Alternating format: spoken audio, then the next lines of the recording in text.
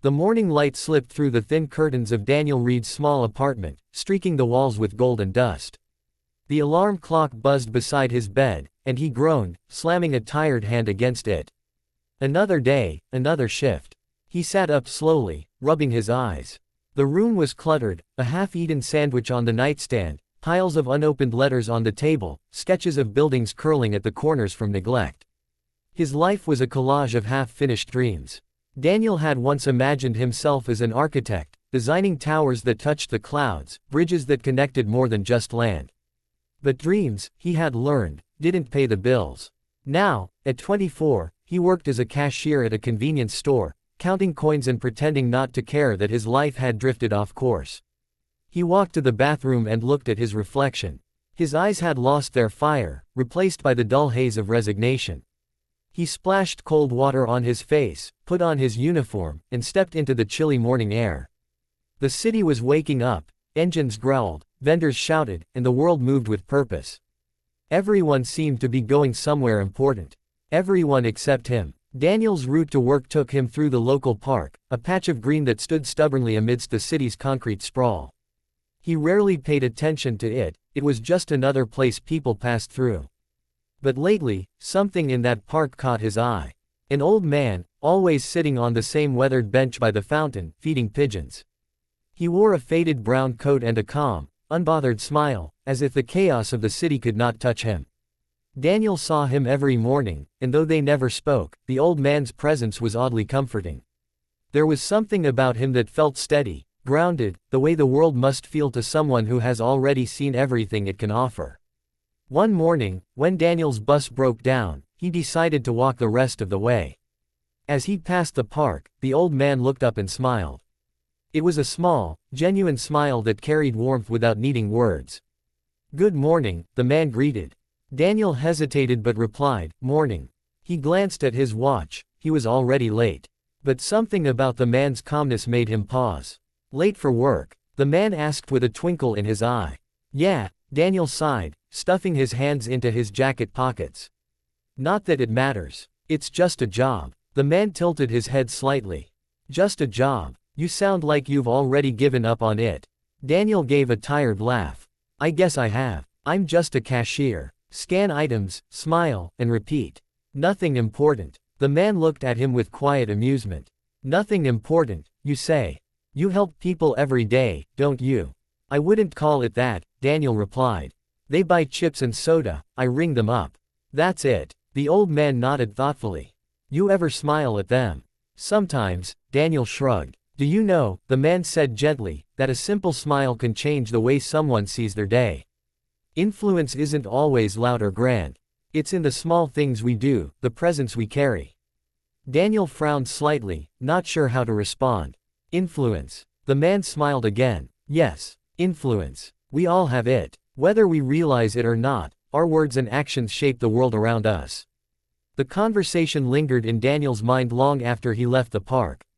Influence. It sounded poetic but unrealistic. He was just one person in a city of millions, what could he possibly influence? Yet the next morning, he found himself looking forward to that park bench. The old man was there again, tossing breadcrumbs to the pigeons, as though he'd been waiting. "Back again," the man said cheerfully. "I was beginning to think I scared you off." Daniel smiled faintly. "Not a chance. I guess I needed some fresh air."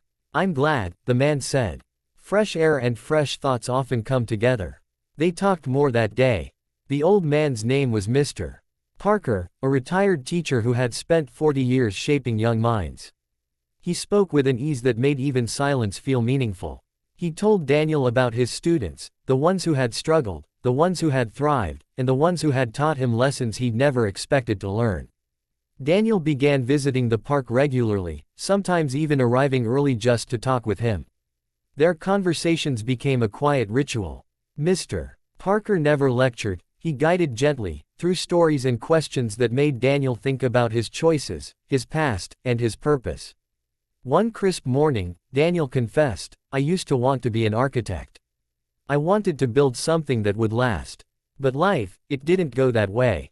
Mr. Parker leaned back, his eyes kind but sharp. "Who says it can't still go that way? The road's still there, Daniel. You just stopped walking. Daniel looked down. It's not that simple. It never is, Mr. Parker said softly. But simplicity isn't the goal. Meaning is. You can build buildings or you can build people, both are acts of creation. Both require vision. He pointed toward the fountain nearby. The water flowed gracefully, spilling from one tier to the next, catching the morning light. See that? He said. Every drop falls, yet together, they create beauty. That's what influence is like. You may not see the result right away, but it flows, connecting everything it touches. Daniel watched the water, mesmerized by the rhythm of its fall. Something about those words touched a part of him he had buried long ago. That evening, on his way home, he kept hearing Mr. Parker's words echoing in his head. Influence flows. He wondered if he had ever influenced anyone in his monotonous life. Maybe not through grand gestures, but perhaps through moments he never noticed, the small kindnesses, the quiet patience with customers, the times he had offered someone a smile when they seemed down. A week later, as he worked a late shift, Daniel's understanding of influence was tested in a way he never expected. A teenager walked into the store, his hands trembling inside the pocket of his hoodie. There was fear in his eyes, the kind that came from desperation. Daniel noticed the glint of a knife as the boy pulled it halfway out. "Empty the register," the boy stammered. Daniel's pulse raced, but something inside him stilled. He remembered Mr. Parker's calm voice. Influence isn't about power. It's about presence. He raised his hands slowly. Hey, you look scared. Are you okay?" The boy blinked, confused by the unexpected response. "Just give me the money." "You don't have to do this," Daniel said softly. "You're not a bad person. You're just in a bad place. I've been there." The boy's voice cracked. "You don't understand." Daniel stepped a little closer, his tone steady. "Maybe not everything. But I do know that this moment doesn't have to define you. Put the knife down. We'll figure it out together." There was a long pause. Then the boy's shoulders slumped, tears filling his eyes. He dropped the knife and buried his face in his hands. Daniel exhaled shakily, walked around the counter, and handed him a sandwich from the shelf. "Eat. You look like you haven't had a meal in days." The boy nodded silently, taking the food with trembling hands. Later, when the police arrived, called by a customer who had seen the commotion, Daniel explained the situation. They took the boy gently, promising to contact his family. Before leaving, the boy looked back and whispered, "Thank you." That night, sitting alone in his apartment, Daniel finally understood what Mr. Parker meant. Influence wasn't about status or wealth. It was about the courage to show compassion when it mattered most. It was about the quiet choices that ripple outward, changing lives without ever demanding recognition. The next morning, Daniel went to the park early. Mr. Parker was there, as always, scattering crumbs for the pigeons. Daniel sat beside him, his voice quiet but full of meaning. "You were right," he said. "Influence flows." Mr. Parker smiled, his eyes shining with pride. "Ah, so you've felt it now." Daniel nodded slowly, a smile spreading across his face. "Yes, and I think it's time I start building something again, not just buildings but people." Mr. Parker chuckled softly. "Good. That's the truest form of architecture." The fountain gurgled beside them, the sun climbed higher, and for the first time in years, Daniel felt alive. Months rolled into one another, and Daniel's life began to change in ways he had never imagined. The park conversations had stirred something deep within him, a quiet determination that refused to fade. He had quit the convenience store after years of monotony and enrolled in night classes at the community college. It wasn't architecture this time, but social work, something that allowed him to build people, not structures. The days were long, the nights even longer, but every morning he woke up with a sense of purpose he had never known before. During the day, Daniel volunteered at a local youth center, a small, struggling place where kids from broken homes came to escape the streets. The walls were faded, the furniture old, and the funding nearly gone, but to the kids, it was a refuge. And to Daniel, it became a second home. He wasn't a professional counselor yet, but he listened, and somehow, that was enough. It was there he saw a familiar face one afternoon, a face that froze him in his tracks. The teenager from the night of the attempted robbery stood in the doorway, looking awkward and uncertain. "Eli," Daniel said, blinking in surprise. The boy's head shot up. His eyes, once hard with fear, were softer now, though still wary. "Hey," he muttered. "Didn't think you'd remember me." "How could I not?" Daniel said, a small smile tugging at his lips. "What are you doing here?" "They put me in this outreach program," Eli replied. "Part of my probation thing. I come here after school. Supposed to help me, get my life together." Daniel nodded, his heart tightening. "Then you came to the right place." From that day, Eli began showing up regularly. At first, he was quiet, keeping to himself, sitting in the corner during group sessions. But Daniel didn't push him. He just made sure Eli always felt seen, a nod, a kind word, an occasional joke. Slowly, the boy opened up. He told Daniel about his mother's illness, his father's disappearance, and how he had been trying to survive in a neighborhood that ate hope for breakfast. One afternoon, after a mentorship session, Eli lingered behind while the other kids left. He shifted nervously, running a hand through his hair. "Mr. Reed," he began, hesitant. "Can I tell you something?" "Of course," Daniel said, setting down his clipboard. Eli's voice cracked a little. "I got accepted into the community college program. Full scholarship. They said it's because of my grades and the work I've done here." For a second, Daniel just stared at him, stunned. Then a slow, proud smile spread across his face. "Eli, that's incredible. You earned that. You worked for it." Eli looked down, embarrassed. "I didn't think I'd ever go back to school. I thought my life was over that night at the store. But you," he hesitated, his voice trembling slightly. "You didn't treat me like a criminal. You treated me like I still mattered. I never forgot that." Daniel felt a lump rise in his throat. "Everyone deserves a chance to start over," he said quietly. "You just needed someone to remind you that you could." Eli smiled shyly. "You sound like that old guy you talked to in the park." Daniel blinked in surprise. "You know about him?" "Yeah," Eli said. "I see you there sometimes when I'm walking home. I started talking to him too, you know. He's different. Makes you think about stuff you didn't know you needed to think about. He said you were one of his best students."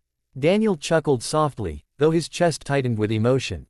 "Yeah, he's a good man. The best I've ever met." A few weeks later, Daniel decided to tell Mr. Parker about Eli's progress. He picked up a small bouquet of wildflowers from a street vendor and walked toward the park with a sense of excitement. It had been a while since they'd talked. His classes and work had kept him busy. As he neared the familiar fountain, a strange stillness filled the air. The bench where Mr. Parker always sat was empty. Only a folded newspaper lay there, weighed down by a stone. Daniel frowned and picked it up. His breath caught as he read the headline, "Beloved teacher and mentor Arthur Parker passes peacefully in his sleep at 78. The words blurred as his eyes filled with tears. He sank onto the bench, the newspaper trembling in his hands. The city moved around him, footsteps, laughter, car horns, but he heard none of it. For a long time, he just sat there, staring at the fountain. The water flowed as it always had, cascading gently over the tears, glistening in the afternoon sun. It felt wrong that something so constant could go on while someone so irreplaceable was gone. He whispered into the wind, "Thank you, Mr. Parker, for believing in me before I did." The pigeons began to gather, as if drawn by the echo of memory. Daniel smiled through his tears and scattered the breadcrumbs he had brought, watching them flutter and feed, their wings catching the sunlight. He remembered Mr. Parker's words, "Influence flows," and realized now that it never truly stops. It simply changes form, passing from one heart to another. From that day forward, Daniel carried Mr. Parker's lessons like a flame. He poured his energy into his studies, eventually earning his degree and taking over as director of the youth center. The place that once struggled for survival became a thriving hub of hope. He started mentorship programs, workshops, and scholarships for underprivileged teens, many of them kids who reminded him of the boy with the trembling hands and the knife. Years passed, and the center grew. The walls that had once been dull were now covered with murals painted by the kids themselves, bright colors, messages of resilience, hands reaching toward the sky. Every success story felt like a ripple of the influence Mr. Parker had started. One spring morning, Daniel stood in the park again, surrounded by a group of volunteers. The old wooden bench had been replaced with a new one, a small brass plaque attached to it. He ran his fingers over the engraved words. In loving memory of Arthur Parker, a teacher whose kindness changed countless lives. He sat down and looked at the young volunteers gathered around him, students, mentors, dreamers. Many of them had their own stories of struggle and change. He began to speak softly, his voice carrying over the hum of the park. Influence, he said, isn't about power or control. It's about presence, about showing up for people when they need it most. The smallest word of encouragement can light a spark that changes someone's entire life. I'm standing here because someone once believed in me when I didn't believe in myself.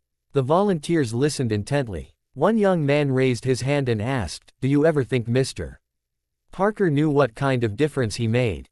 Daniel smiled faintly. "I think he did. But even if he didn't, the beauty of influence is that it doesn't need recognition. It lives on in the lives it touches, and in the people who keep it moving forward." A breeze rustled through the trees, scattering a few leaves into the fountain. Daniel tilted his head, almost as if he could hear a voice carried in the wind, calm, wise, and familiar. "Keep building, Daniel. Keep building." He smiled to himself, feeling the warmth of that invisible presence beside him. Then he turned to the group and said, "Come on. Let's get back to work. We've got a lot of lives to build." As they walked away, the pigeons descended on the bench, pecking at invisible crumbs, their wings fluttering in the golden light. And though the bench was empty, Daniel knew it never truly would be. Influence, after all, never ends, it simply finds new hands to carry it forward.